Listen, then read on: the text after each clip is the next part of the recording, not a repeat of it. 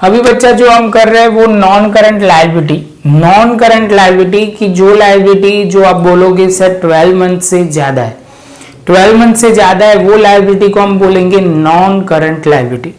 तो बच्चा ये ध्यान में रखना, ये इसमें जो होगा वो लंबे टाइम के लिए जो आता है वही कंसिडर किया जाएगा।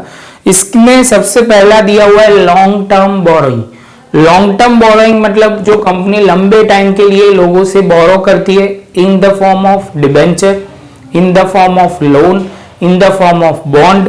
इसके बाद आप बोलोगे पब्लिक डिपॉजिट, अंडरलाइन करना, ये बच्चे भूल ही जाते हैं पब्लिक डिपॉजिट कहाँ लिखनी है।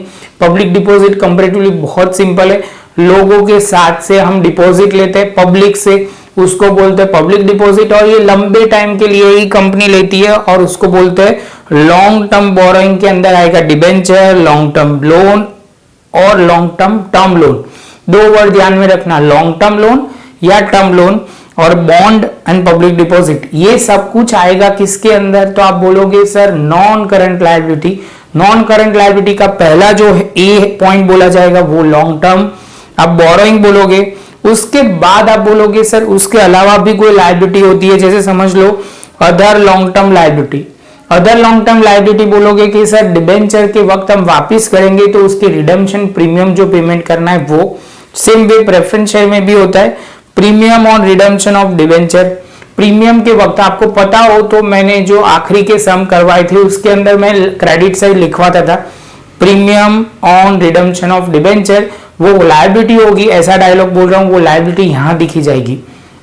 क्लियर है बच्चा? कोई पूछे कि कहां होगा तो आप बोलोगे सर जो बैलेंस शीट हेड है वो बोला जाएगा इक्विटी लायबिलिटी, मेन हेड है वो करंट नॉन करंट लायबिलिटी, और उसके अंदर अदर लॉन्ग टर्म लायबिलिटी में आएगा।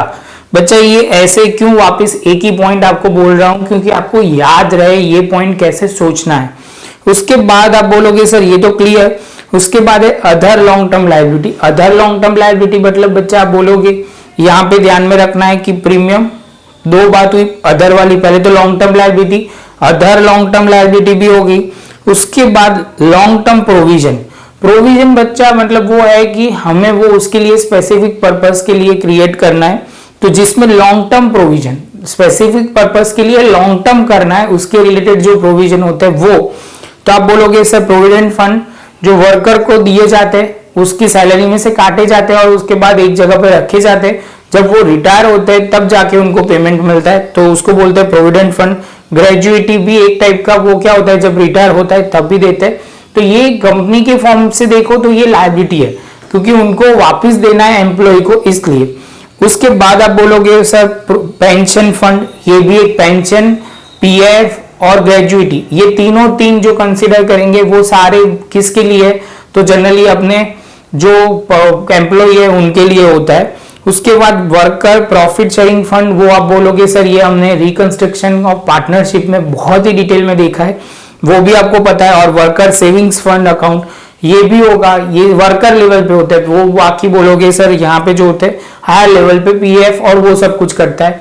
तो ये पॉइंट जो सारे हैं उसमें लॉन्ग टर्म प्रोविजन आएगा। क्या आएगा? Long term provision. तो बच्चा ये आपको ध्यान में रखना है। सबसे पहले हमने क्या डिस्कस किया, तो आप बोलोगे सर नॉन करंट लायबिलिटी में लॉन्ग टर्म बोरोइंग, जिसके अंदर आप बोलोगे सर ऐसे याद रहना चाहिए बोरोइंग, बॉन्ड, टर्म लोन, और उसके बाद आप बोलोगे सर एक और है जिसका नाम है पब्लिक डिपॉजिट। क्या है बच्चा? Public deposit. सर क्यों हंस रहे हैं? क्योंकि पब्लिक डिपॉजिट आपको बोल रहे थे लोग भूल जाते हैं, लेकिन आपको नहीं भूलना है बच्चा।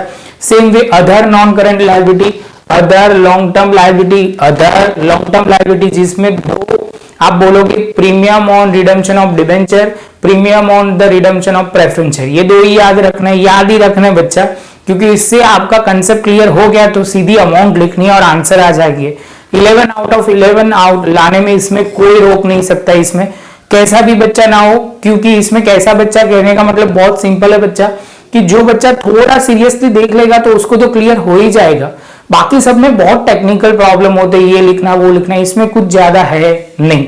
इसके बाद बच्चा आप बोलोगे सर लॉन्ग टर्म प्रोविजन में क्या होगा, तो प्रोविजन बहुत सिंपल होता है बच्चा। क्या लिखोगे, तो आप बोलोगे सर प्रोविजन में पहले ग्रेजुएटी लिख दो, एक प्रोविडेंट फंड लिख दो और एक पेंशन लिख दो, बाकी दो वर्कर के लिए लिख दो वर्कर सेविंग्स फंड अकाउंट, और बाद में आप बोलोगे worker profit sharing fund account. बस इतना लिख देते हो तो आपका ये जो होगा ये पॉइंट क्लियर हो जाएगा, जिसका नाम है long term provision. Long term मतलब आप बोलोगे लंबे टाइम के लिए, प्रोविजन मतलब स्पेसिफिक पर्पस के लिए किया गया हुआ रिजर्व। तो बच्चा इसके साथ हमारा ये क्या हुआ, तो आप बोलोगे नॉन करंट लायबिलिटी का एक हिस्सा खत्म, नॉन करंट लायबिलिटी का एक हिस्सा खत्म। इसमें हमने 3 सब पॉइंट देखे ए बी सी। याद रखना है प्रॉपर बच्चा, ये आपको परफेक्ट तरीके से आना चाहिए, क्योंकि आगे मैं क्या बोलूंगा बच्चा आपको ये पता है, आपको पता है, ऐसा ही बोलूंगा, सीधी वैल्यू पुट करूंगा, उसमें ज्यादा कुछ मैं नहीं एक्सप्लेन करूंगा, क्योंकि वो टाइम पे मेरा क्राइटेरिया दूसरा होगा, ये टाइम पे मेरा क्राइटेरिया ये है। क्लियर है बच्चा? तो शांति से पहले प्रॉपर इतना लिख लो, इसके जो जो मैंने पॉइंट बोले वो, क्योंकि ये सीक्वेंस में ही चलता जाएगा तो आपको प्रॉपर लिखते जाना है, नोट में अच्छी तरह लिख लो। उसके बाद हम आगे बढ़ेंगे अब नेक्स्ट पॉइंट में, जिसमें हम करंट लायबिलिटी के तौर पर डिस्कस करेंगे कि उसमें क्या क्या पॉइंट कवर होते हैं।